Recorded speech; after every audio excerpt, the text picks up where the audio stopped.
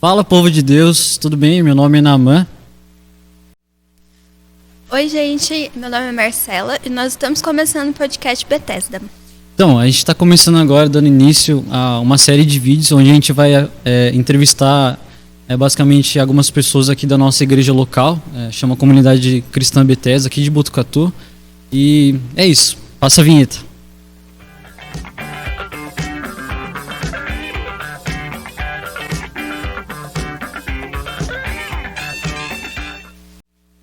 Aí, estamos com o nosso pastor local, pastor Sérgio. Se apresenta aí, Sérgio. Tudo bem, gente? Eu sou o pastor Sérgio Nunes, sou pastor da Comunidade Cristã Bethesda e de Botucatu. E aí, faz quanto tempo já que existe a igreja aqui, mais ou menos? A igreja, ela tem por volta de 16 anos. 16 anos. 16 anos, estamos para completar 17 já no final do ano. Faz um bom tempo já. Pouco tempo, Bom tempo. tempinho razoável. E a gente queria saber como que começou a sua caminhada com Jesus, que você contasse um pouco da sua história de conversão. Bom, eu me converti bem novo, me converti aos 18 anos, eu morava em São Paulo e eu não tinha tido praticamente contato nenhum com o evangelho. Sua família não foi criado em um ambiente cristão? A minha família dos dois lados, de herança católica, e nós éramos católicos nominais.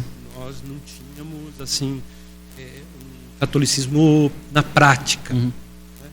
E quando eu tive o primeiro contato com o evangelho, foi por conta de algumas situações dentro da minha casa, e a principal delas é que meu pai era alcoólatra e a gente tinha muita dificuldade com isso, a gente lutou muito com isso.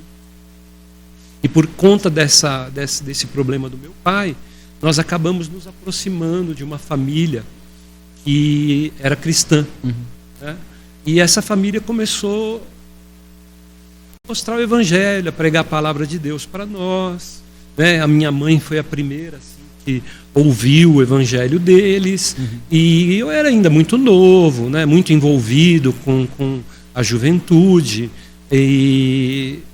mas eu ouvi o evangelho, acabei entendendo que para eu ter uma vida melhor, eu teria que, melhor no sentido de uma ideia. Encontrar sentido para a vida, né? Encontrar sentido, porque de repente você está vivendo dentro da sua casa e você nunca sabe se vai chegar em casa e o seu pai vai estar sóbrio.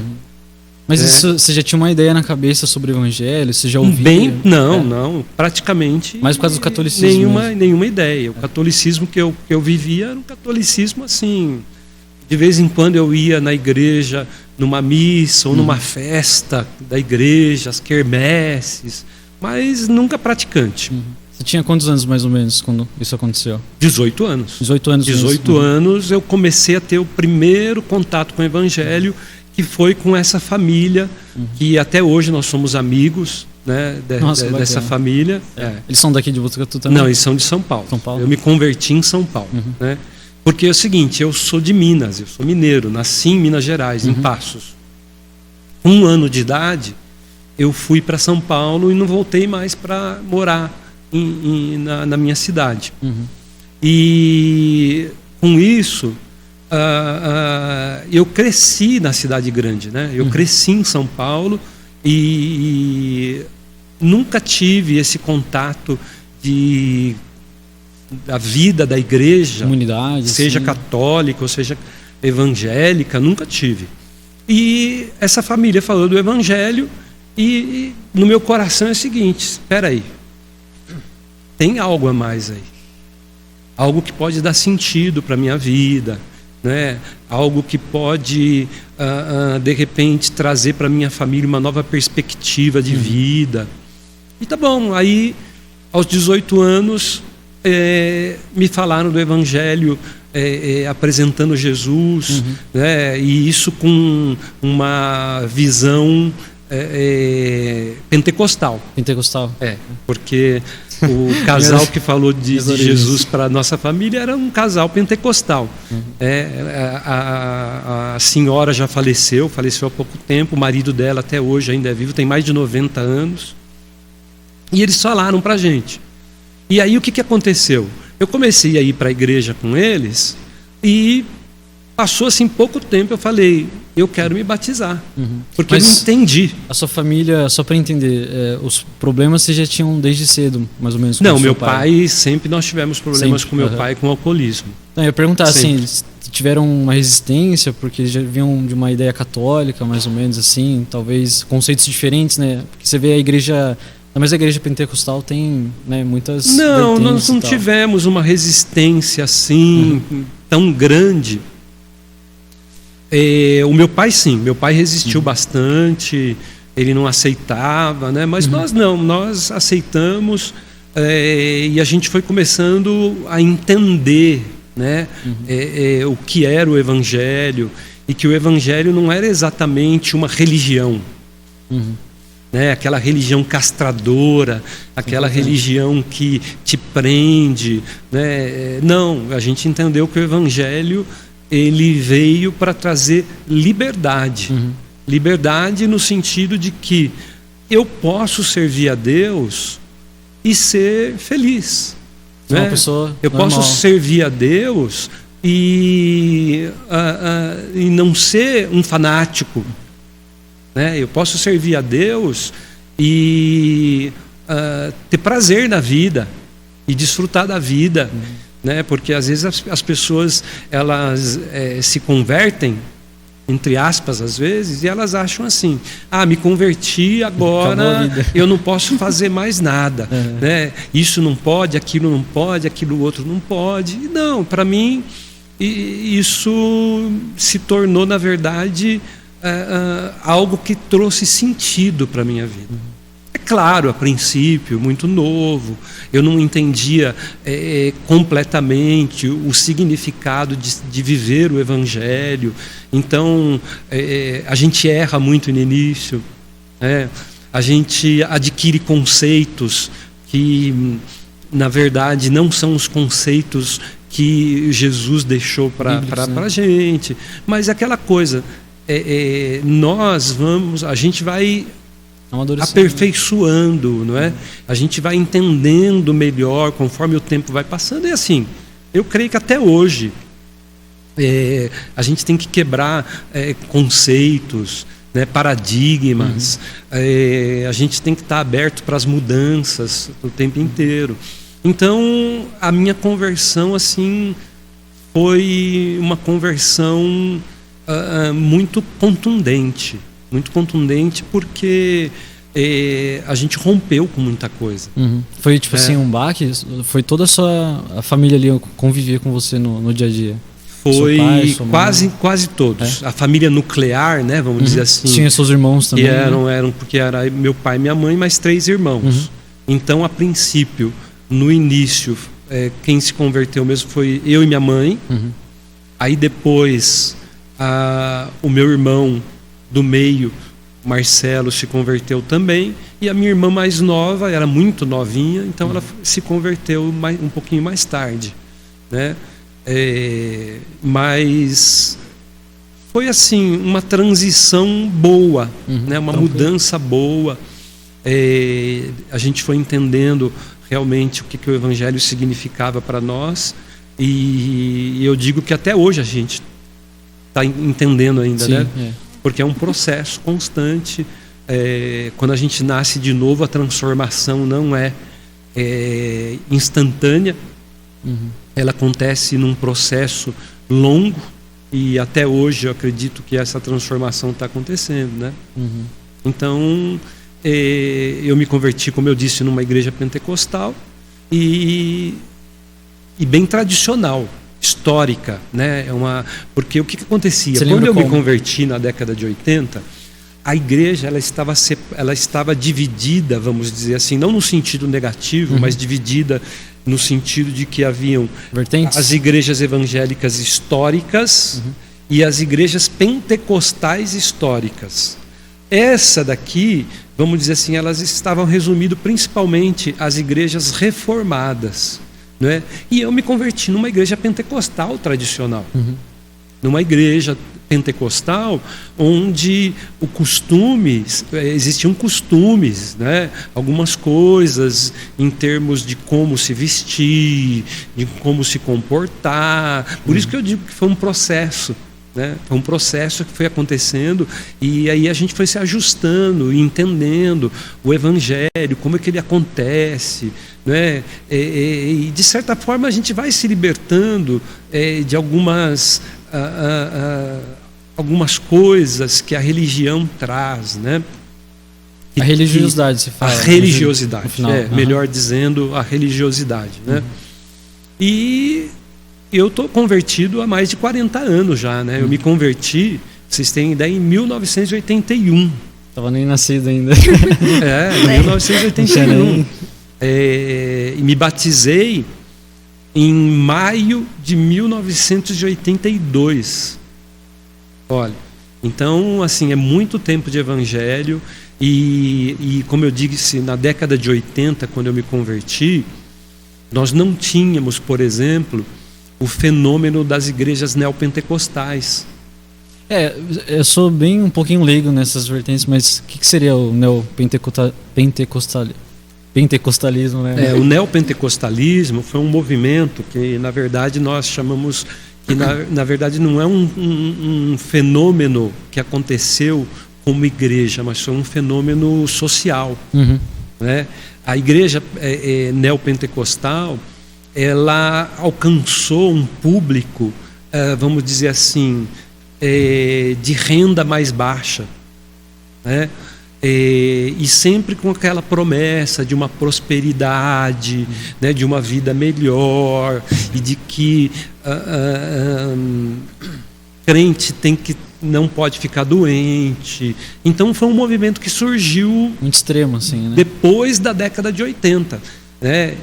Vamos dizer assim, que na década de 80, vamos dizer que a igreja estava um pouco mais definida entre esses dois polos, né? A igreja tradicional histórica reformada e a igreja pentecostal histórica, né? O que são as igrejas pentecostais históricas? Assembleia de Deus, né? Inclusive eu vim da Assembleia, peguei muita coisa assim que eu não imaginava que existia tantas questões de doutrina, vertente, palavra, tem... A história da igreja assim, dá para ficar um bom tempo falando sobre ela. Muita coisa. Né? Essas mudanças, né? Essas transformações, algumas boas, outras um tanto quanto negativas, né? Mas essa do neopentecostalismo, você chegou a frequentar alguma coisa assim? Não, eu não cheguei a frequentar o neopentecostalismo. Mas você sabia que estava ali, perto ali, mais ou menos, né? Porque na verdade o neopentecostalismo ele surgiu mais no final da década de 80 para 90. Né?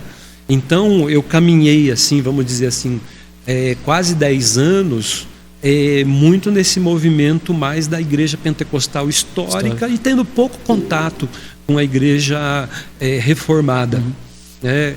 Que hoje, por exemplo, o meu pensamento teológico ele está mais voltado para o viés reformado do que para o pentecostal. Né? Não que eu tenha qualquer problema no sentido assim, esses irmãos, não. Eu acho assim que a gente tem que caminhar num movimento de convergência, né? Num movimento em que ele pensa diferente, mas nós cremos no mesmo Deus. Sim. Né? Eu posso abraçar um irmão da Assembleia, um irmão da Quadrangular, né? E nós somos corpo de Cristo, irmãos em Cristo. Né? Não concordamos em alguns aspectos, mas problema nenhum. A divergência, num certo sentido, ela é boa e ela é necessária. Né? Mas, enfim, eu me converti nesse contexto. Você já tinha toda essa bagagem, não digo bagagem assim de muito tempo, você tinha acabado de se converter, mas você já tinha essa noção assim? Nenhuma. Toda essa? Nenhuma. Acabei de comentar? Não, nenhuma. Hoje eu olho para trás, né? Há algum tempo eu olhei para trás e a aí a gente começa a ter uma noção de como se desenvolveu a igreja evangélica no Brasil. Como que foi chegar naquele ponto, né? Eu falo porque, tipo assim, eu cresci também na Assembleia de Deus, e para mim eu cresci só existia aquela forma, aquele jeito. E aí Então, quando... o que foi bom na minha experiência é que eu caminhei numa igreja pentecostal histórica, e eu fiquei 1 ano e pouquinho nela. E depois eu fui para uma igreja, vamos dizer assim, pentecostal, mas com uma teologia um pouco mais equilibrada. Não era reformada, né? Mas era uma igreja que cria nos dons do Espírito, que cria no batismo no Espírito Santo. A histórica era, né, um pouquinho mais... A histórica, vamos dizer assim, é uma teologia que para mim hoje, né? Para mim hoje, eu não tinha noção na época, e há pouco tempo atrás eu não tinha também noção. Né? Eu posso dizer assim que de uns 15 anos para cá é que a minha mentalidade teológica mudou. Né? A minha ideia da teologia foi sendo transformada. Então, a igreja reformada, como diz a própria palavra, ela tem a sua origem na reforma protestante de Lutero. Né? Então, a justificação pela fé, né? A volta às escrituras, né? E a máxima da reforma, que é o seguinte, que a igreja reformada sempre se reformando. Isso é, a teologia, ela não é uma coisa fechada. E não pode ser fechada. Né? E essa hoje eu acredito que é a luta da igreja de uma forma geral. Por quê? A igreja se fechou dentro de uma teologia que diz assim, vamos colocar Deus dentro de uma caixinha, e Deus tem que agir de acordo com a nossa teologia. É o se encaixar Deus no nosso... Encaixar Deus na nossa teologia, e não nós nos encaixarmos naquilo que Deus estabeleceu na palavra. Né? Até eu acho perigoso, e às vezes eu tenho conversado com as pessoas, e é uma coisa muito difícil das pessoas entenderem, é que eu falo que hoje na igreja existe uma coisa chamada bibliolatria. Existe uma idolatria em relação à Bíblia, porque a Bíblia, livro, não é? Ela não tem o mesmo peso da palavra de Deus viva. Que é a testificação do Espírito também, né? Que eu acredito que, assim, que eu, por exemplo, já conversei com certas pessoas que assim, eu já estudei a Bíblia por fora, assim, mas, tipo assim, a pessoa não necessariamente, tipo, tinha aceitado Jesus, tinha recebido o Espírito, e acredito que, tipo assim, muitas pessoas também acabam caindo em engano por falta de ouvir Deus, assim. Tem também essa questão de testificar, né, a respeito das Escrituras. Eu acho que quando você fala a questão de ouvir Deus, a gente tem que tomar um certo cuidado, porque quando você fala da palavra, você tem que entender que a Bíblia, ela tem regras de interpretação, né, que é o que nós chamamos de hermenêutica. Não é só o plano espiritual, né? Não é só uma coisa baseada na experiência. Né? Por isso que a reforma, ela veio para trazer um maior equilíbrio nesse sentido. Por quê? Porque se estabeleceu regras para interpretar a Bíblia. Quer dizer, você não interpreta a Bíblia a teu bel prazer, do jeito que você acha, do jeito que você quer. Você precisa, né, por exemplo, uma das regras para se interpretar a Bíblia é o seguinte, que a Bíblia interpreta a própria Bíblia. Essa é uma máxima importantíssima para a vida cristã. Né? Só que aquela coisa, para o leigo, é um pouco mais difícil se pensar nesse sentido. Ainda mais no começo, né? Ainda mais no começo, né? Isso é uma coisa que está assim, mais para aqueles que têm um contato maior com a teologia. Né? Então eu vejo que esse é um dos desafios dos pastores. Né? Que as pessoas têm liberdade para interpretar a Bíblia, mas essa liberdade, vamos dizer assim, entre aspas, restringida à hermenêutica. Como existem regras e eu preciso olhar para estas regras. Ao mesmo tempo que a teologia, ela não pode ser colocada dentro de uma caixinha e a gente dizer, não, é assim. Né? E eu coloco Deus dentro dessa caixinha como se ele tivesse que agir de acordo com aquilo que eu acho que é o correto. A doutrina correta. Né? Tem gente que bate muito nessas teclas, né? Tipo assim, se fazer tal coisa, você vai pro inferno e acabou. Não tem... Então, porque se confunde o que é doutrina. E o que é bíblico também. Porque doutrina não é comportamento. Né? Doutrina não é regra de como você deve se comportar. Né? Mas doutrina é um conjunto de ideias, é claro que vai acabar resultando na forma como você vive a sua vida e tudo, né? Mas a Bíblia fala assim, que nós devemos permanecer na doutrina dos apóstolos. Então, eles deixaram, nós temos um legado, nós temos uma herança deixada pelos apóstolos, né? E essa deve ser a nossa regra de fé, e não a regra de comportamento. Então, a vida cristã ela é maravilhosa. Com o tempo foi ficando mais claro isso. Mas, tipo assim, lá no início mesmo, quando a sua família começou a vir também, imagina seus irmãos, seu pai também disse que tem um pouquinho de resistência no começo. Não, ele teve total resistência, né? Meu pai nunca aceitou o evangelho de forma totalmente aberta. Tipo, você diz nunca, ou chegou um ponto que, tipo assim, ele acabou se dobrando? Não chegou a esse ponto. Não, infelizmente. Mas os seus irmãos, eles viram esse testemunho seu, ou eles foram chegando conforme? Eles fizeram parte junto nesse processo, né? Foi uma coisa meio que concomitante, né? Praticamente todos tiveram uma experiência quase que ao mesmo tempo, né? E um pouquinho antes deles, mas foi uma experiência quase que todos juntos, né? Vocês foram basicamente ali para a mesma igreja sempre? Fomos para a mesma igreja. A minha irmã mais nova, que ainda demorou um pouquinho, levou um pouquinho mais de tempo, mas nós frequentamos a mesma igreja no início, depois fomos para outra igreja onde nós ficamos. Eu fiquei 12 anos nessa outra igreja. Depois vim para Botucatu, fiquei mais 12 anos na igreja bíblica. E agora vamos completar 17 anos aí da Bethesda, né? Final do ano aí, 17 anos. Mas é um processo, né, Naaman? É um processo em que você vai amadurecendo, você vai entendendo, encontrando sentido para algumas coisas. E eu acho que todo cristão passa por isso, né? Eu perguntei muito sobre a igreja, assim, porque eu vejo que faz... por exemplo, eu cresci numa assembleia também que tinha muitos paradigmas, tinha vários tabus, assim, assuntos que não eram abordados. Então, acho que isso impacta muito. Por exemplo, eu nasci na igreja também, mas eu vejo que eu me converti depois de muito tempo, assim. Eu tenho 21, com 18, mais ou menos, também estava me entendendo o evangelho de verdade, assim. Eu digo assim, que nós nos convertemos todos os dias, né? É verdade. A conversão...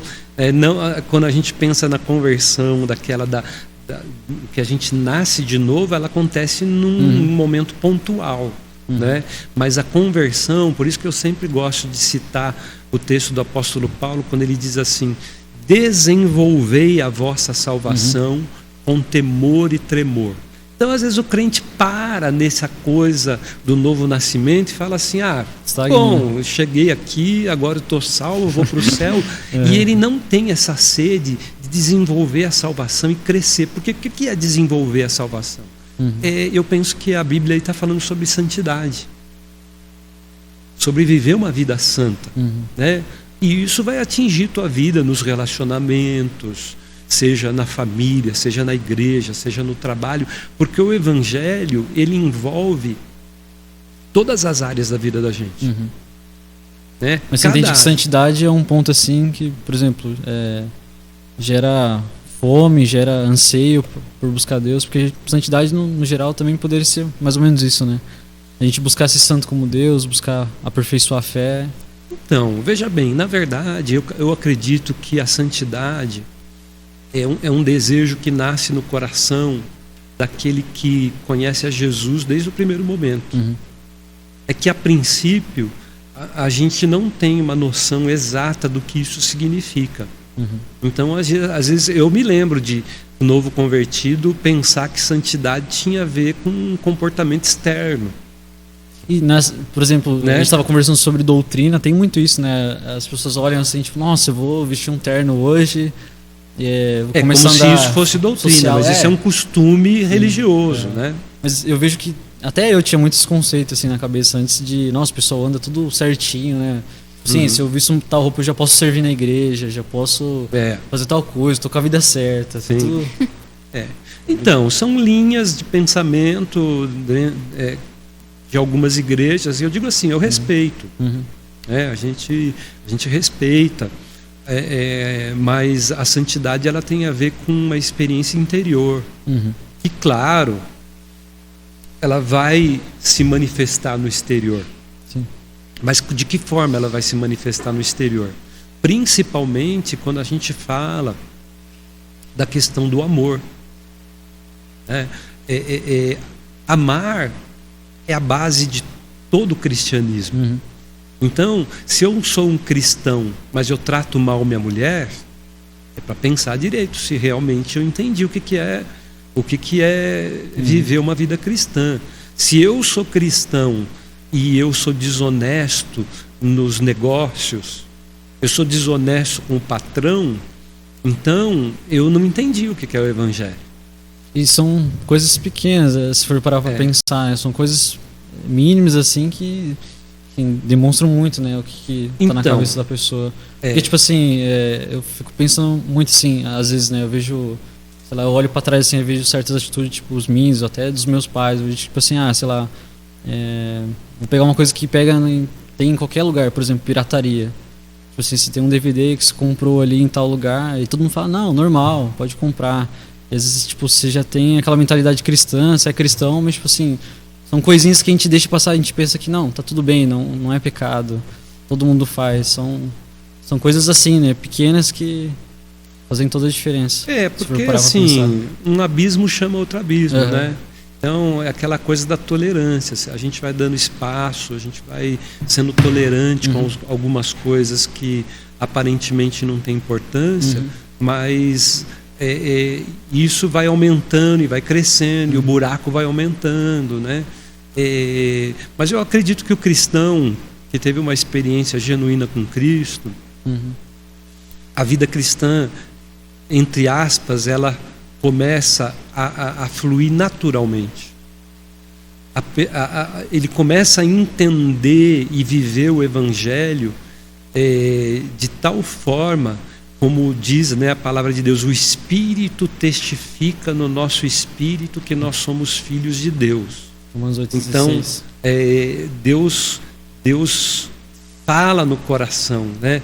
Vamos dizer assim, algumas coisas, o sinal amarelo de chamar atenção vai acender, né? E você vai descobrindo que a vida ela é boa, né? Deus nos deu a vida para ser vivida, mas como diz o apóstolo Paulo, eu posso fazer o que eu quiser, mas nem todas as coisas são convenientes, né? Eu comentei isso agora há pouco, porque, tipo assim, às vezes a gente tem aquela... Pelo menos também eu já vivi uma boa parte da minha vida pensando assim, se eu não matar ninguém, tá tudo certo. Se não adulterar, a gente pega sempre os extremos, né? Mas aí, eu lembro que quando eu comecei também a ter esse extremo de conversão, assim, genuíno, tipo assim, uma coisinha pequena, tipo, uma mentira, um pensamentozinho me incomodava muito, assim, e eu sentia como se tivesse o Espírito Santo toda hora cutucando, não tá legal, vai ter que mudar. E eu achei incrível, assim. Falei, puxa, minha vida inteira não tinha experimentado isso ainda. Porque aquilo que eu te disse, né? É um processo que a gente vai vivendo com Deus e que, aos poucos... Porque Deus não fica te cutucando, né? E como se estivesse te fustigando, né? Você precisa aprender, você precisa... Não, espera aí, Deus tem paciência com a gente, né? A gente erra muito no início, né? Muitos conceitos errados que a gente tem, E Deus vai trabalhando no coração da gente, a palavra vai entrando, nós vamos conhecendo pessoas mais maduras, né? Aí é que entra a importância do discipulado, né? O que o discipulado faz? O discipulado, ele acaba te capacitando para uma vida mais profunda, né? Porque ser discípulo de Jesus é muito mais do que seguir uma religião. Sim. Né? Ser discípulo de Jesus é se parecer com o mestre. Mas até esse conceito de religião, assim, o que você pensa, mais ou menos? Porque, tipo assim, desde quando eu comecei a entender melhor sobre o evangelho, eu falei assim, nossa, o pessoal fala sobre religião, pra mim, não parece que não tem nada a ver pra mim. Tipo assim, vamos frequentar a igreja, fazer isso, aquilo, sabe? Pra mim, isso é mais como religiosidade do que Então, a religiosidade, uma coisa que eu aprendi, isso foi marcante pra mim, é que a religião, a base da religião é a culpa e o medo, né? Então, a pessoa, ela não serve a Deus porque ela teve uma experiência pessoal e profunda com Deus, mas ela serve a Deus porque ela tem medo de ir para o inferno. Ela serve a Deus porque a culpa é tão grande sobre o coração da pessoa que ou ela vai para a igreja ou ela vai ser condenada, né? Então a base da religião é isso. E mais uma coisa, né? Culpa, medo e ganância. Também. Você vê que o tripé. O arrependimento é diferente, né? Você o vê arrependimento é diferente. Isso, É diferente do remorso. Né? O arrependimento é aquela coisa de que eu estava seguindo um determinado caminho, né? Eu fui convencido pelo Espírito, eu entendi que o pecado era um obstáculo, o pecado estava me separando de Deus, está me tirando da presença de Deus, então eu reconheço aquele pecado e Deus, eu sei que o pecado me prende, me torna cativo, né?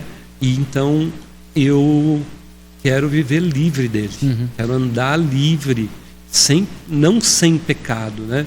Mas buscando a santidade todo dia.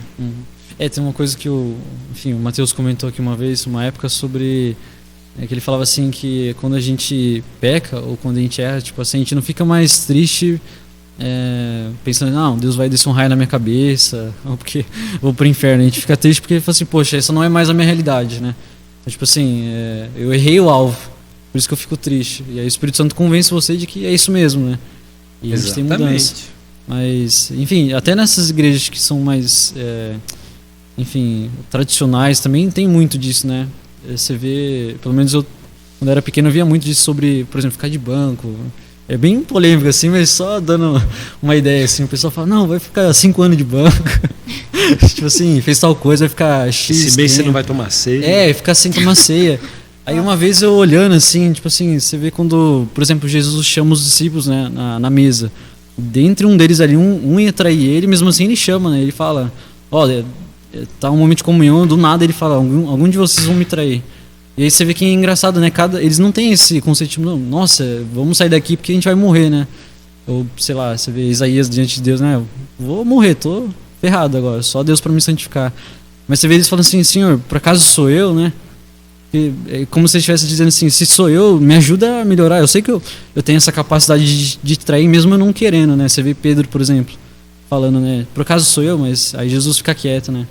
E aí você vê, quando Judas fala, ele fala, tu dizes, né? Porque ele já sabia a intenção do coração dele, a predisposição de não mudar, né? Ele já estava convencido de... E é engraçado isso, né? Poxa. Mas então, voltando mais ou menos nessa linha de conversão, a sua família acabou vindo depois de um tempo, os seus irmãos, né, a sua mãe.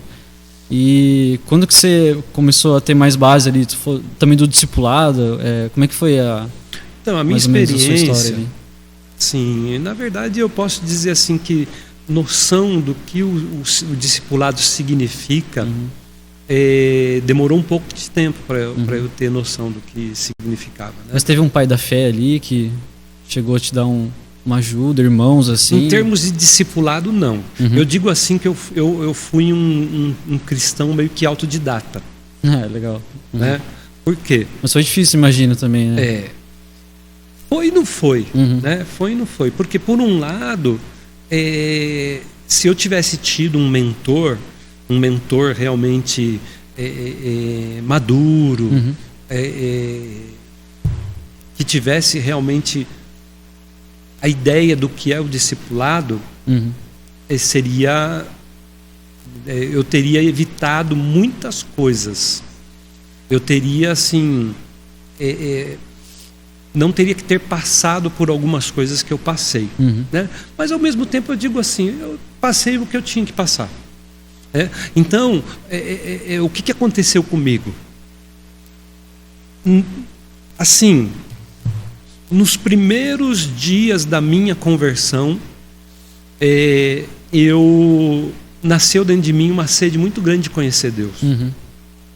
Muito, muito, muito. Eu tinha uma sede de Deus assim, que eu posso dizer assim, não era eu. Era o Espírito Santo de Deus que me impulsionava. E qual foi o caminho que o Espírito Santo escolheu para eu crescer nessa experiência com Ele? Livros. Você gostava bastante de ler? Já tinha seus pais? Não gostava de ler. Com 18 anos, a última coisa que eu queria na vida era ler. Não queria ler de jeito nenhum. Mas falei, eu não tenho outro meio.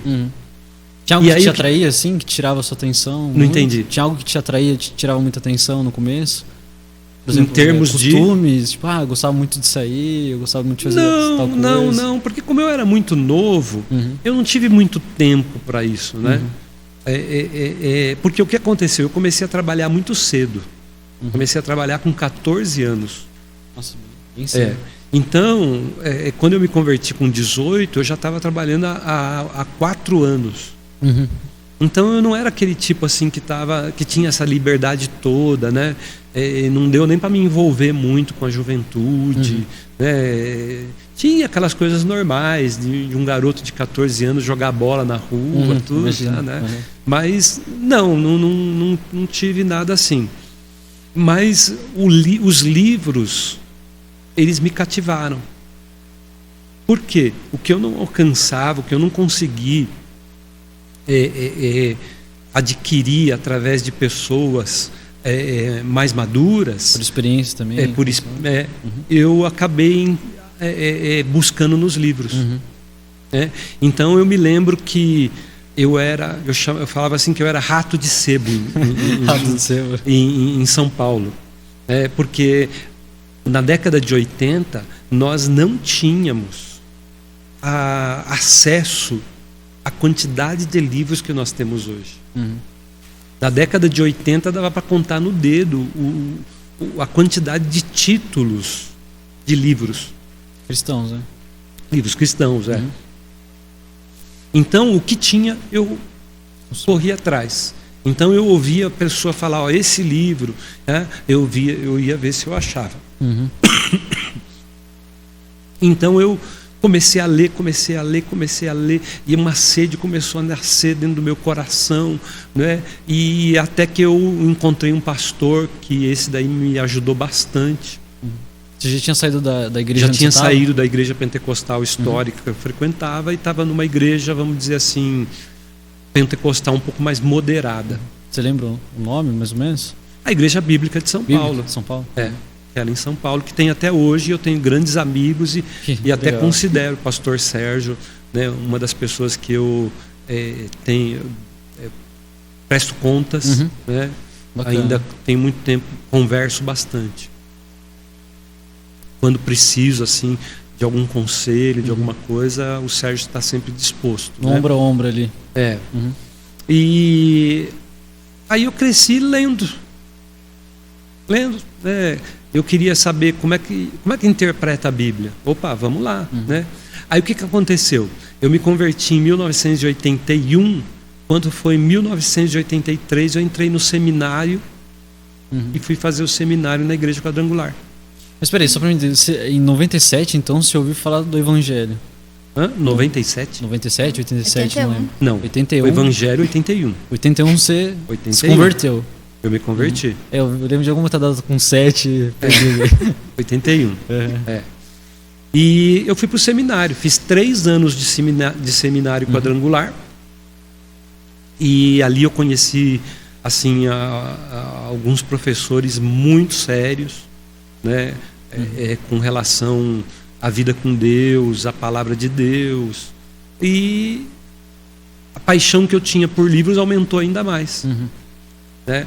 Então, grande parte do meu salário do mês eu gastava em livros. Legal, é bem. Né? Ia para o centro lá de São Paulo, pegar aquelas livrarias e comprava aquilo que me interessava, que eu falava, preciso saber sobre isso, ia lá, comprava, e eu cresci muito. Os livros foram assim o veículo de Deus para até hoje. Você gostava de livros assim com temas mais específicos ou o que tem aqui gerais, dentro da teologia, gerais, né? Aí o seminário abriu um pouquinho mais a mente, por quê? Porque aí eu fui pegando outros temas, né?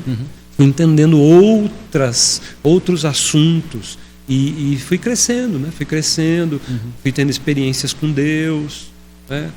E frequentei uma igreja durante muitos anos, que foi a Igreja Bíblica em São Paulo, com uma coisa muito forte na experiência com o Espírito Santo. Isso inclusive é que a gente tinha muito... Eu tinha muita vontade de perguntar também sobre essa questão, porque até hoje, assim, eu vejo que, enfim, em certos lugares que fui passando, parece que foi crescendo, foi diminuindo o contato, assim. Quando eu era pequeno, tinha muitas pessoas que eram batizadas no Espírito Santo, tinha histórias de monte, que eles iam orar e tal. Eu sempre estava ali no meio pequeno, ouvindo. E com o tempo foi diminuindo a frequência, né? Como é que foi essas experiências? Então, eu vivi tudo isso, né? Eu tive experiências boas e experiências ruins nesse aspecto. Ruins também. Ruins por quê? Porque hoje eu entendo que muitos conceitos que eu tinha sobre essa questão do batismo do Espírito Santo, então o aspecto positivo é que havia uma busca constante naquela época por um batismo no Espírito Santo. Mas o aspecto negativo é que às vezes se colocava um peso muito grande sobre as pessoas, de que se você não fosse batizado no Espírito Santo, você tinha alguma coisa de errado com você. Tipo desobediência? Não sei se desobediência, mas assim, você não buscou o suficiente, né? Mas tinha uma instrução clara para poder buscar, tipo assim, orar sobre, eles falavam então eu ia em vigílias, né? Como eu disse, eu ia no monte, né? Foram experiências que eu tive lá no monte, com relação ao batismo também, foram experiências negativas e positivas, né? Às vezes a gente ia no monte por causa do monte, não por causa de Deus. Entendeu? Vou para o monte porque eu sei que lá as pessoas têm experiências e eu também quero ter experiência. Quer dizer, a motivação não é a melhor. Né? Você está seguindo. Mas não posso dizer assim que isso prejudicou minha vida cristã, não. Pelo contrário, eu acho que me ajudou muito e me mostrou o quanto eu tinha sede de Deus, né? Quanto o Espírito Santo instigava, né? O meu coração essa nesse busca, sentido, né? Só para entender, você foi batizado ali no monte, então como é que foi essa experiência? Batismo no Espírito? Olha, segundo o conceito que eu tinha na época, não foi no monte que eu fui, porque hoje o meu conceito sobre batismo no Espírito Santo é outro, né? A gente estava conversando outro dia sobre isso, né? Sobre evidência e tal, tem todo um tabu também. Exatamente. Né? Então, assim, não sei nem se vem muito ao caso discutir sobre isso, né? Mas no entendimento que eu tinha da época, eu fui batizado no Espírito Santo num dia, numa vigília. Uma vigília, né? Mas eu acho que eu já tinha sido batizado há muito tempo. Muito tempo antes do que eu imaginava que tinha sido a minha experiência inicial, né? O pessoal fala muito sobre falar em línguas. Tipo, quando você começou a orar, tipo assim, sentiu... começou a desenvolver esse dom. A gente fala do dom também, a gente tinha comentado sobre o falar só e o dom, né? O dom de línguas, né? Sim. Esses dons foi recebendo ao longo do caminho também, depois dali? Como é que foi? Eu tive algumas experiências com os dons do Espírito, né? Tive algumas experiências. Você chega a lembrar algum episódio assim, específico? Eu assim, específico não, mas o que eu sei e que é uma coisa que ficou bem clara que eu algumas vezes o Espírito Santo me usou no dom de línguas. Dom de línguas, né? Mas acho que o meu dom maior mesmo é pregação. Pregação. Nesse contexto, assim, como que você compreendeu o seu chamado para o ministério pastoral? Então, quando eu fui para o seminário, eu fui com a intenção de conhecer mais. Isso lá na Bíblica, né? Ali no... Não, ainda não estava na Bíblia. Não. Porque quando eu comecei no seminário, eu ainda estava na igreja pentecostal histórica que eu me converti. Mas você frequentava a Bíblica ou não? Não, né? Não frequentava a Bíblica ainda? Só frequentava? Não, eu conhecia, mas não frequentava. Entendi. Acho que no segundo ano do seminário eu fui para a Bíblia. Lá. Lá em São Paulo, que hoje é IBEC. IBEC. IBEC. E eu conheci uma professora, tinha uma professora que dava aula para a gente de vida de Cristo e português. Olha, no seminário, português e vida de Cristo. E eu me lembro que, assim, eu me apeguei bastante com ela e ela comigo, né? E ao longo da caminhada, ela dando aula e conversando, um dia ela virou para mim e falou: você tem um chamado para o ministério. Foi profético, assim? Não sei se foi profético, mas eu acho que foi algo no coração dela, porque ela via a minha disposição, o meu desejo assim de conhecer, né? E quando ela falou isso para mim, alguma coisa despertou dentro de mim. Talvez confirmou que já estava lá dentro, né? Do seu coração. Que provavelmente já estava lá dentro, né? Porque assim, com um ano de conversão, eu já fui para o seminário, né? Então tinha um chamado realmente, né? Que talvez eu não tenha nem tido essa percepção na época por ser muito novo, né? Tá num início de conversão, né?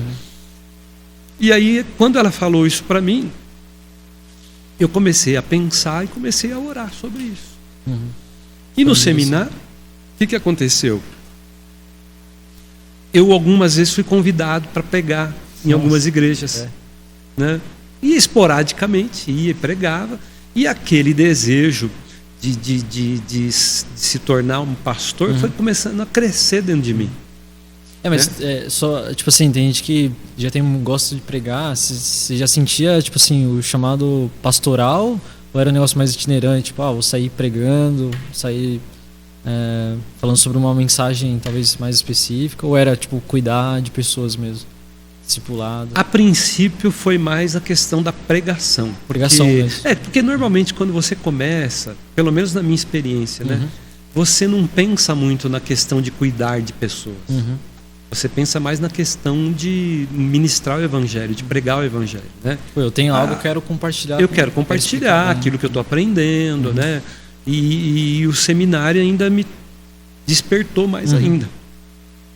E aí, com o tempo, claro, eu fui percebendo que eu tinha essa coisa de cuidar das pessoas, que eu gostava disso, né? E tinha facilidade para conversar com as pessoas, mas foi uma coisa muito de Deus, porque eu era tímido. Sim. Eu era muito tímido, né? Não uma coisa absurda, mas era tímido. E quando eu comecei a entender esse chamado, essa timidez ela foi indo embora, foi embora. né? Hoje, se falar, sou tímido, eu acho que eu não tenho nada de timidez, né? E assim, e esse chamado foi crescendo, crescendo. E quando eu fui para IBEC, tinha um pastor que pregava, pelo menos no conceito que eu tinha do que era pregação na época, era um pregador muito bom. Lá em cima. Muito bom. É tipo o meu Luciano Subirá hoje. Lá em cima. É aquela coisa, você é novo, né? Então, vamos dizer assim, o seu parâmetro do que é uma boa pregação não é uma coisa tão apurada, né? Depois, com o tempo, você vai entendendo e vai compreendendo. Você olha para trás e fala, nossa, eu achava aquilo lá bom. Né? E às vezes até eu mesmo olho para as minhas pregações de mais de 20 anos atrás e falo, nossa, como é que eu consegui pregar aquilo lá? Tipo assim, ainda bem que não estava gravado, né? Ainda bem que... Não entendi. Ainda bem que não estava gravado, né? Não, tinha algumas coisas gravadas, assim. Putz, aí já mas é natural, porque você cresce, né? Né? Tem muita coisa que eu pregava há 20, 25 anos atrás que eu falo, se eu pregar isso hoje, não prego. Desmorona. Né? Mas ao mesmo tempo eu sei que tem coisas que eu prego hoje que daqui 10 anos eu sei que fala, como é que eu consegui pregar aquilo? Né? Porque é um crescimento. Né? Você vai crescendo e você vai adquirindo um discernimento maior, né, do que é uma vida cristã, né, do que é a igreja, do que são os relacionamentos, porque a vida cristã, a base dela praticamente são os relacionamentos. A Trindade é a base para tudo isso, né? Pai, Filho e Espírito Santo são a comunidade, né? É a primeira comunidade. Então eu acho que o descobrimento desse chamado, dessa vocação, foi acontecendo, né? Eu ia lendo um livro e ia vendo, puxa vida, olha o que Deus fez, né? E aconteceu assim. E até comentar o que a gente falou lá no começo, a gente quando se conversa, a gente quer se agarrar em alguma coisa, né? A gente quer pegar qualquer coisa ali, nossa, que legal, aí acaba gerando aquelas ideias meio extremistas, né? E falando sobre relacionamento, isso ajuda muito, né? Você vai vendo o que outras pessoas pensam também, às vezes não é bem assim o que a gente tá imaginando sobre certo assunto. Exatamente. Vai ficando um pouquinho mais maleável, né? Eu falo que hoje tudo que a gente joga muito no extremo não é muito legal, assim. Tudo assunto. que é radical, né? Tudo que vai para um extremo, a gente tem que encontrar o equilíbrio. Eu acho assim, que a única coisa que a gente tem que usar a palavra radical é o seguinte: o discípulo precisa ser radical. Porque para ser discípulo, você precisa carregar a cruz. No estilo de vida, né? Você precisa negar a si mesmo. Então, nesse sentido, a gente tem que ser radical. Mas o radicalismo, quando você pensa em termos de religião, é maléfico, né? Eu lembro que quando eu comecei a ler e entender sobre a graça, assim, que começou a explodir minha cabeça, assim. Eu também cresci muito com essa coisa de, nossa, tem que, sabe? E aí eu falei, quando eu li, por exemplo, lá, Romanos 5:20, que ele fala sobre a lei para encerrar todo mundo debaixo de pecado, e aí vem a graça, né? Comecei 6. Comecei a ficar maluco. Falei, nossa, como assim? Não faz sentido nenhum. Pra mim, não entendia, né, como é que funcionavam as coisas, né? Se Lutero ficou, imagina você. Exato. E eu falei assim, nossa, então tipo, você vê Jesus vindo e ele não quebra a lei, mas ele faz diferente. Ele fala assim, né, o Senhor pro sábado, o sábado pro homem, né? Ele fala tipo uma coisa assim. E ele também diz, né, Mateus 5:20 lá, tipo, sobre não quebrar a lei, ele veio para cumprir toda a lei. Você fica, nossa, mas aqui ele faz diferente do que está na lei. Você começa a entender o caráter, né? Como que Deus trouxe tudo não para que a gente fosse extremo, né? A gente ficasse que nem o povo de Israel, preso ali na lei, né? Tipo, a gente tem que cumprir todo, mas ninguém conseguia, né? Sim. Ele veio com o caráter de ensinar, de levar a Cristo mesmo, de ensinar. E, enfim, comecei também a ficar muito mais maleável depois de ter entendido isso. Na verdade, assim, a vida toda a gente tem que estar aberto para mudanças, né? É que é uma tendência no começo, né? Quando você começa a pegar ali, você quer se agarrar a alguma coisa, você quer provar até ferro e fogo, né? Sem dúvida. Mas então, o chamado pastoral foi surgindo aí. surgindo assim. E a comunidade, como é que começou o CERN ali, as primeiras pessoas, as primeiras reuniões? Então, a comunidade, ela surgiu na minha casa, né? Uhum. A gente tinha 11 pessoas, dessas 11 pessoas, mais da metade era da família. Uhum. Eu era uma delas. Você era uma Os delas, a primeiros Marcela era uma obreiros. delas. Ainda novinha, pequenininha. Uhum. E aí a gente começou a reunir ali em casa. E aí a coisa começou a crescer um pouquinho. A gente saiu de lá, foi para a casa do Marcelo, meu cunhado, Marcelo Gobetti. Isso foi em que ano mesmo? A comunidade começou em 2007, final de 2007. Final de 2007. É. Ali você já estava bem apurado, né, na teologia, já tinha coisa, Não. coisa. Essa é uma história ainda, tem muita água para correr debaixo da ponte. Quer dizer, pode É. ficar à vontade. Porque na verdade as coisas começaram a mudar a partir daí. Né? Para ajudar a comunidade, do início da comunidade? Do início da comunidade. Por entendi. quê? Porque aí eu fui buscar outros caminhos. Uhum. Né? Fui buscar outros caminhos no sentido assim, espera aí,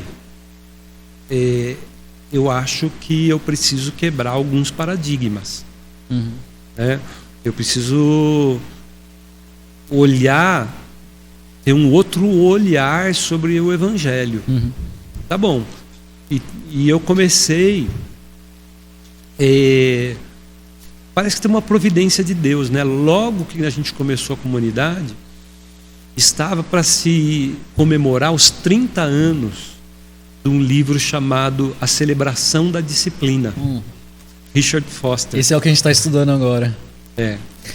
Muito bom. E eu descobri que a comemoração dos 30 anos da Celebração das Disciplinas ia acontecer em São Paulo. São Paulo. Na editora Vida. Uhum. E eu fui para lá, peguei alguns irmãos da comunidade. Uhum. Você já estava aqui já em Botucatu desde...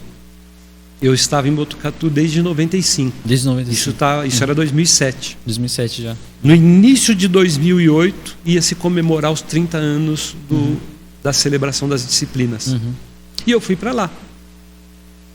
Fui para lá e na bancada eu me lembro pelo menos de duas pessoas. Uma era o Eduardo Pedreira, pastor presbiteriano do Rio de Janeiro, e o outro era o Ed Renekiewicz, da Igreja Batista, Nossa, esse eu nunca ouvi da falar. Água Branca, né, a IBAB. E eles começaram a falar daquele livro que eu tinha comprado numa outra edição em 1987, talvez, uma primeira edição que eu tenho até hoje. Só que o que aconteceu? Quando eu li a primeira vez, e para você ter ideia, é uma coisa tão impressionante, uma coisa de Deus, que eu lembro até hoje quando eu comprei aquela edição daquele livro. Foi bem... Em São Paulo, na Avenida Liberdade, na editora Vida, que era o meu reduto, porque eu trabalhava em São Paulo, no centro da cidade, e eu saía da onde eu trabalhava e eu ia a pé até a editora Vida. Você já conhecia ali, então? O centro de São Paulo para mim era... Batata. Eu conhecia muito bem. Aí, quando o Eduardo Pedreira e o Ed René começaram a falar do livro, a Celebração da Disciplina, e falaram o quanto esse livro havia influenciado eles, eu falei, mas eu tenho esse livro. Só que é o seguinte, eu era muito novo na fé, e eu peguei esse livro e eu encostei. Eu não, para mim, esse livro era um tanto quanto profundo. Né? E em 2007 ele veio à tona de novo para mim, através desses dois homens, que a partir desse evento eu entrei em contato com o Eduardo Pedreira, que estava diretamente relacionado com o que nós chamávamos na época do Renovare. Que era o Renovare, foi um movimento fundado pelo Richard Foster nos Estados Unidos e que tinha muitas expressões no mundo.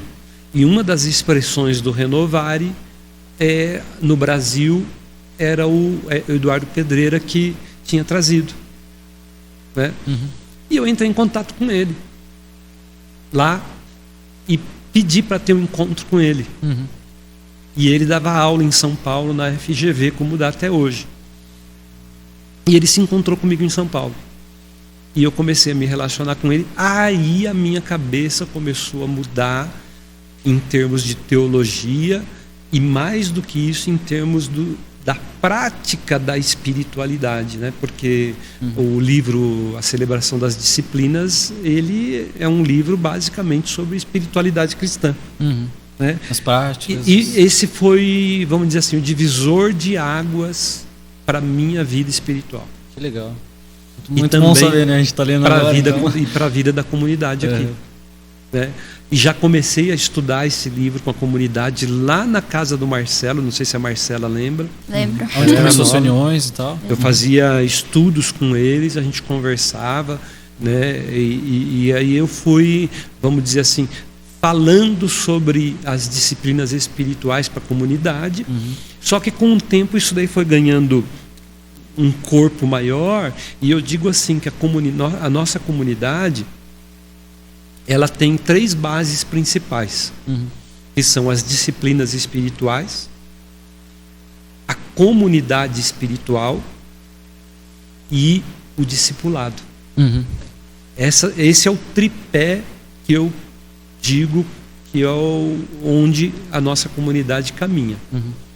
São os trilhos que nos orientam sobre a identidade da nossa comunidade. E aí eu fui trabalhando esses temas, né? Fui trabalhando, como trabalho até hoje, até que culminou, claro, né? Na questão de hoje do discipulado, que a gente chama de JVJ, né? Que é o jeito de viver de Jesus, que para mim, assim, é o ápice, né? De tudo aquilo que eu sonhava para a igreja.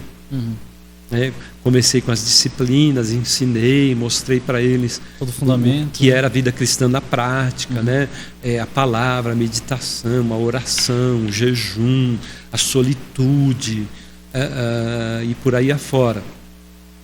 E depois a gente conversou muito sobre comunidade, vida em comunidade, e que, vamos dizer assim, o discipulado está trazendo na prática todas essas coisas para a gente viver isso em comunidade. Você tem um fundamento, o relacionamento, né?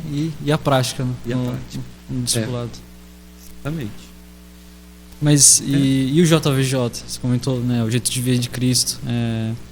Quando que você entendeu ali que estava todo mundo ali alinhado com você os diz fundamentos? Todo mundo, a igreja? Então, não, o JVJ é o seguinte: o último ponto desse tripé era o discipulado. Só que ao longo desses quase 17 anos, eu busquei, vamos dizer assim, algo que pudesse trazer base para a nossa comunidade para um discipulado. Só que eu nunca achei algo que me atraísse, né? Trabalhei todas essas coisas, mas assim, o que eu vou trabalhar para levar a nossa comunidade à experiência do discipulado? Então você vai aqui, você lê aqui, você lê outro, nada.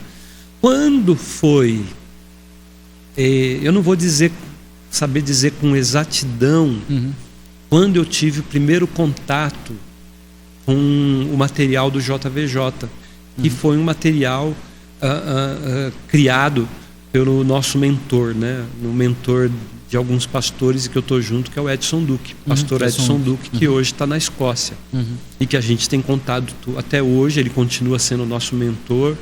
Todo o material foi desenvolvido por ele. Foi desenvolvido por ele, baseado, claro, por exemplo, na celebração das disciplinas, baseado na conspiração divina, que do Dallas Willard, baseado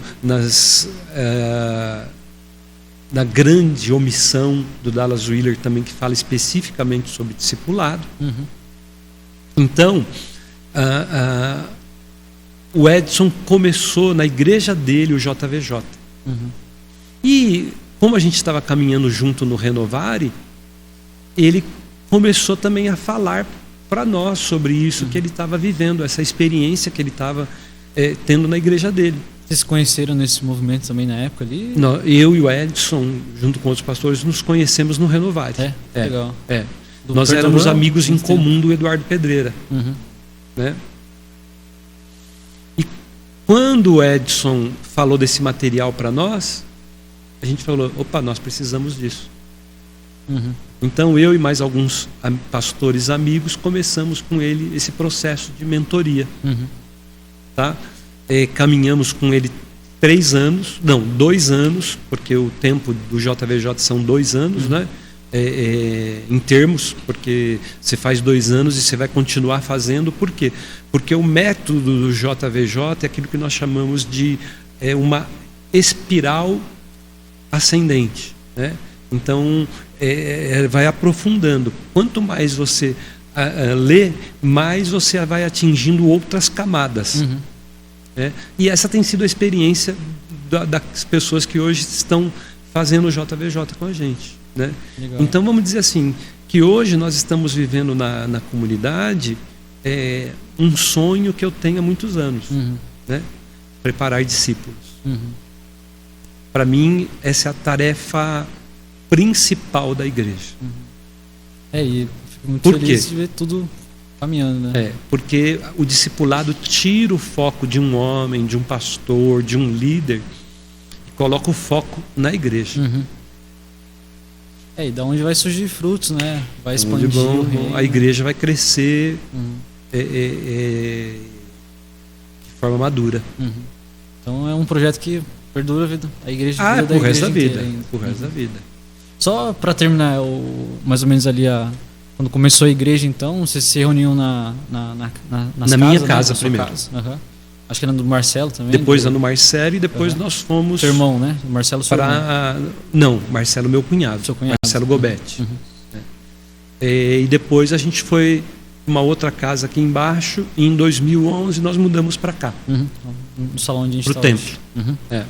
Aí começou a expandir, colocar mais coisas, já tinha as cadeiras. E a gente começou a criar uma maior estrutura, né? Algumas pessoas começaram a chegar. Hoje nós temos pastores aqui que têm trabalhado junto comigo. Quer citar alguns deles aí? Talvez um deles então, os pastores que trabalham comigo hoje, o primeiro foi o Marcos Ariosa, né, que começou lá na casa do Marcelo comigo, mas que eu já conhecia há algum tempo. Depois o Jairo veio, né, de São Paulo, Batista. Aí nós ordenamos o Ademar, vamos dizer assim, prata da casa. Braço direito. Prata da casa. E depois do Ademar chegou o Davi, né? Que veio também da Assembleia de Deus, lá de São Paulo. Lá de São Paulo. Que trabalha muito com casais e com louvor também. E o último, o pastor Nelson. Chegou agora, né? Mais novo. Pastor Nelson muito experiente também, né? Mais experiente e que chegou agora, né? Então são esses os pastores hoje que trabalham, a gente trabalha, né? O corpo de pastores da comunidade. Quer falar do nome? E como se deu o nome da comunidade? Então, o nome da comunidade aconteceu num dia, porque a igreja foi só oficializada, vamos dizer assim, né? Institucionalmente em 2008. Nós estávamos reunidos na casa do Marcelo e a gente precisava dar um nome para a igreja. E surgiram vários nomes lá, e entre eles surgiu o nome da igreja, a Comunidade Cristã Betesda. E por que Comunidade Betesda? Comunidade Cristã Betesda, né? Primeiro, antes de qualquer coisa, porque a gente queria ter esse sentido de comunidade, né? Em comum, né? De viver coisas em comum. Cristã, acho que está mais do que óbvio, né? Porque o nosso viés é cristão, né? A nossa visão é cristã, baseada em Cristo. E Betesda foi um nome muito interessante, porque Betesda significa casa de misericórdia. Casa de misericórdia, né? Então, casa de misericórdia, quando veio para mim o significado, para mim era um lugar onde nós acolheríamos as pessoas. Né? Os machucados, porque tem o tanque de Bethesda, mas não tem nada a ver com o nome Bethesda para nós. Eu ia até comentar, porque eu fui ver, tem até o The Chosen, né, que é aquela série, ele fala, mas não tem a ver com culto pagão e tal, mas tipo... Né? Não, mas é mais o nome Bethesda mesmo, e o significado para nós, e para nós em termos de prática. A gente quer... Eu tenho um sonho que um dos movimentos da igreja que se estabelece principalmente num livro também do Richard Foster chamado Rios de Águas Vivas. Então ele fala sobre vários movimentos dentro da igreja, e um deles é o movimento de justiça social. Que seria... É que eu sei pouca a justiça coisa, social seria aquela coisa, a igreja estar engajada na sociedade no sentido de dar respostas em relação à pobreza, né, à desigualdade.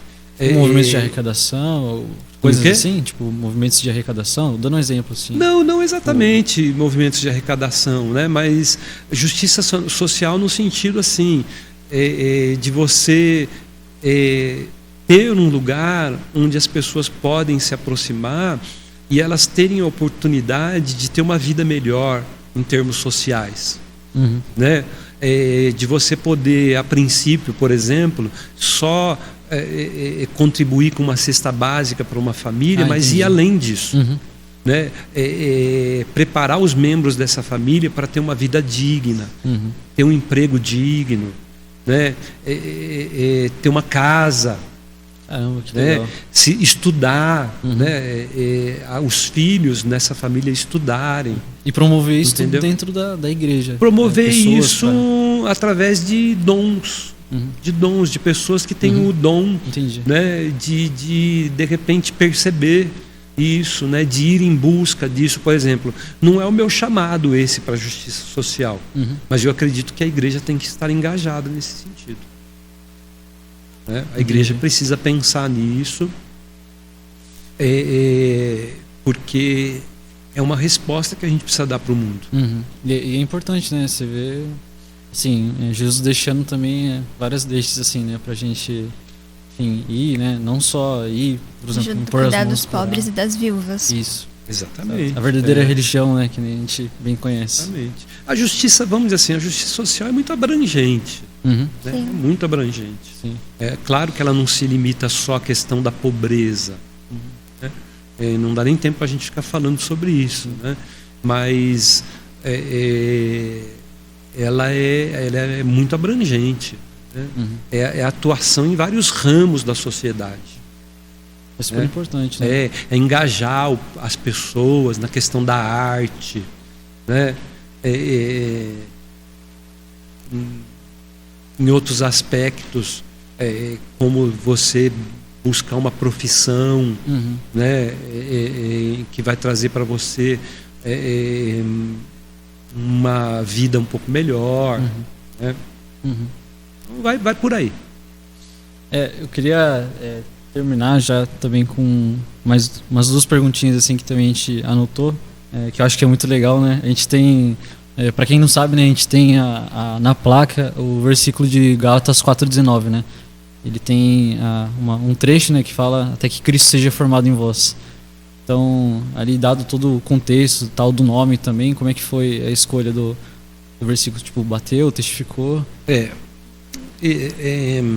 O contexto dessa frase, ela está ali naquele momento em que Paulo diz assim, que ele sofria dores como que de parto, até que Cristo fosse formado neles, né? Então Paulo escreveu isso pensando no seguinte aspecto, de que o ponto principal na vida cristã é que cada dia nos pareçamos mais com Jesus. Era uma preocupação dele. Era uma busca da cristandade, né? Deveria ser uma busca do cristianismo. Né? A nossa busca não é uma vida melhor. Né? Não é ser feliz. Não é a prosperidade. Né? Não é conforto, não é buscar alívio do sofrimento, ainda que tudo isso faça parte, e Deus pode fazer isso, como já fez muitas vezes na vida de muitos cristãos. Mas é o seguinte, que ao longo do processo da nossa caminhada com Cristo, Ele está sendo formado em nós. E essa formação, ela acontece por muitos caminhos. Né? O caminho das disciplinas espirituais, o caminho da vida em comunidade, o caminho do discipulado.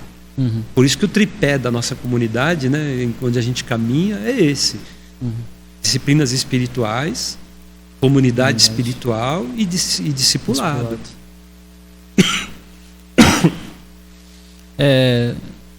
A gente tem outra pergunta aqui que é sobre desafios para pastorear, assim, na atualidade, nos dias de hoje. Talvez, se quiser comentar também alguma coisa lá atrás, que em 2007 eu acredito que de lá para cá muita coisa mudou, as pessoas também estavam do seu lado te ajudando, então amadurecendo, né? Junto, eu acho assim que a gente tem que pensar os desafios pastorais para os nossos dias.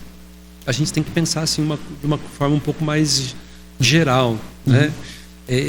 Como eu dizia para vocês, na década de 80 a igreja ela estava dividida só em praticamente 2 grupos, né? E hoje,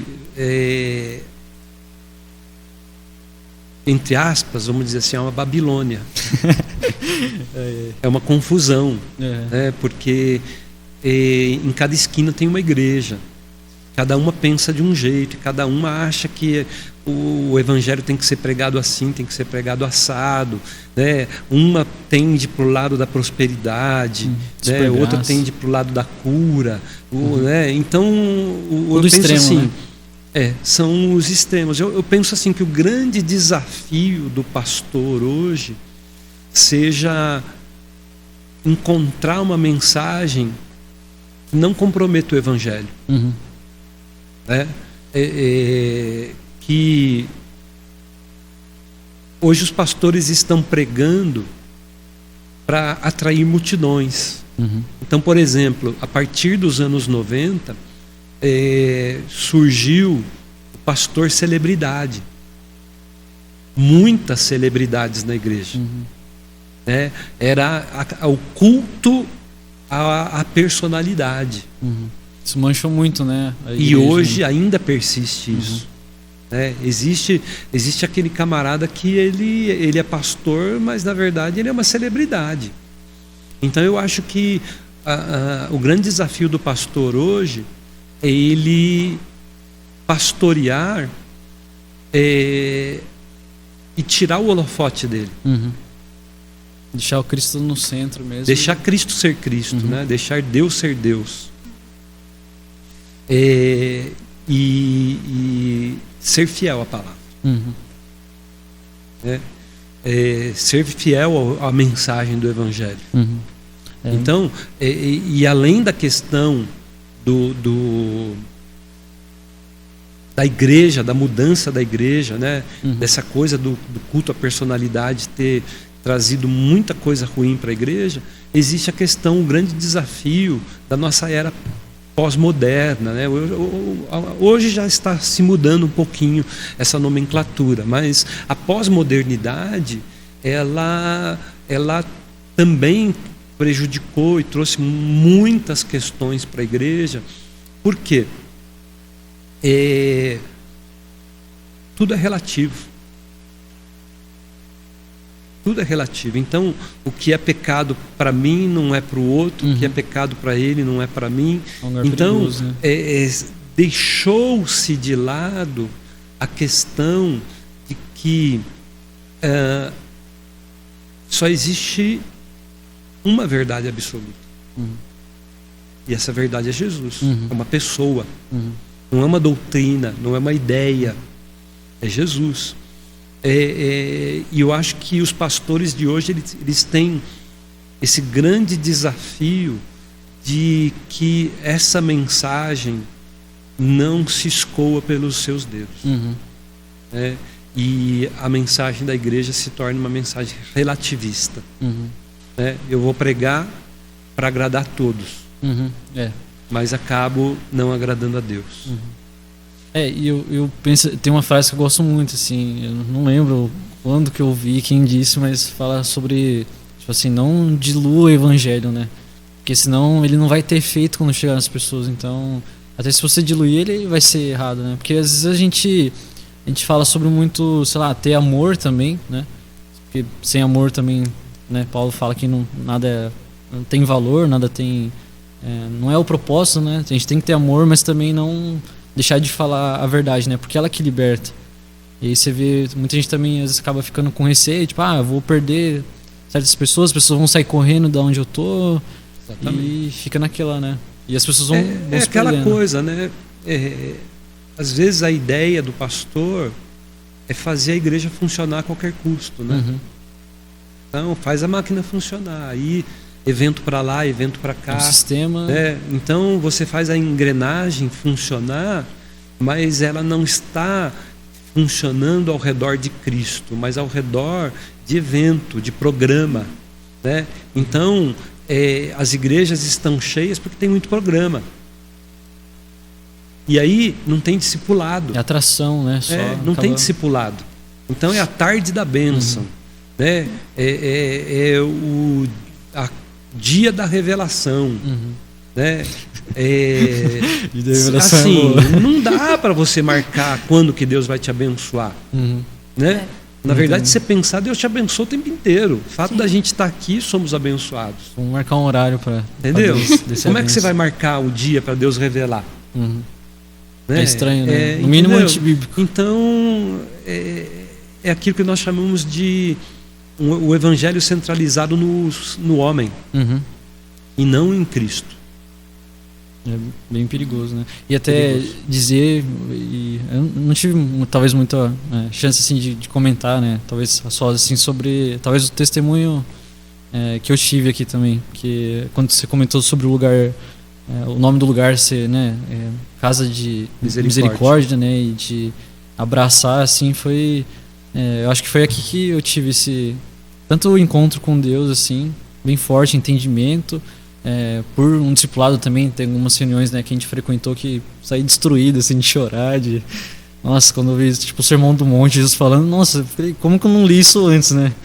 E foi muito transformador, assim. Você é novo ainda, você tem muita coisa pela frente.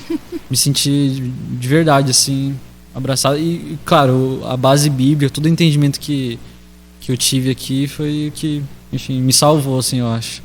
Amém. Foi a forma de Deus realmente ter me tocado. Amém. Bom, e para finalizar, a gente gostaria que você indicasse livro, não sei quantos, livros pra gente que, assim, que poderiam nos ajudar espiritualmente, livros que foram muito importantes para a sua jornada até agora, livros que marcaram sua vida, a gente gostaria de saber. Fora do Richard Foster, celebração da disciplina aí é difícil. É o básico. Eu acho assim que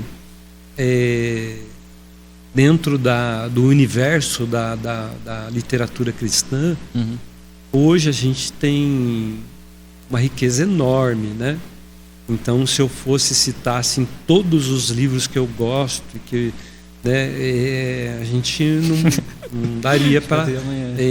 Então, eu vou citar alguns que ajudariam muito para, assim, um crescimento importante na vida cristã. Primeiro, claro, Richard Foster, A Celebração da Disciplina, para mim é o livro de cabeceira, tá? Dizem que é um dos livros mais importantes dos últimos 100 anos. Olha só, últimos 100 anos. E tem um outro livro também que é baseado em... O Richard Foster foi influenciado por esse autor, que também fala das disciplinas, e talvez vocês não conheçam, que é O Espírito das Disciplinas, do Dallas Willard.